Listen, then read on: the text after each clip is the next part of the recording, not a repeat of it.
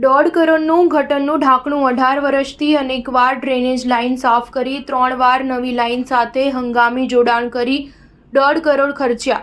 પાલિકાના તંત્રની ઉદાસીનતાથી 1.50 કરોડનો ખર્ચ કરવાની નોબત આવી છે। વાઘોડિયા રોડ પર ડ્રેનેજ ચોકઅપની અસંખ્ય ફરિયાદો બાદ ગટરનું પાણી કાઢવા અંદાજિત 1.50 કરોડનો ખર્ચ કર્યા બાદ છેલ્લે ગટરના મેઇન હોલમાં ફસાયેલું ઢાંકણું કાઢતા સમસ્યાનો ઉકેલ આવ્યો હતો। 18 વર્ષ પહેલાં રોડ બનાવતી વેળા ઢાંકણું મેઇન હોલમાં પડી ગયું હતું, જેને બહાર કાઢવાની તસ્દી ન લેવાતા સમસ્યા સર્જાઈ હતી।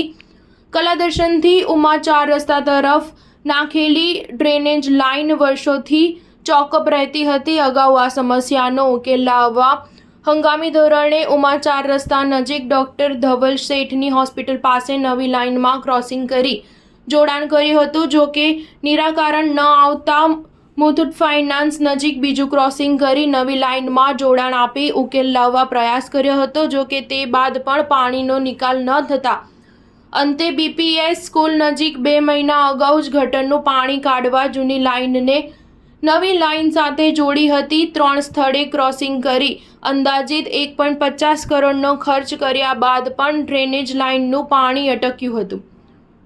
બીજી તરફ 15 દિવસ પૂર્વે કલાદર્શન નજીકની દેવપુષ્પ સોસાયટીના નાગરિકે 2006માં બનેલા રોડ નીચે ડ્રેનેજનું મેઇન હોલ હતું અને તેનું ઢાંકણું અંદર પડી ગયું છે। તે બાબતે કોર્પોરેટર આશિષ જોશીનું ધ્યાન દોરતા તેમણે કામ શરૂ કરાવ્યું હતું।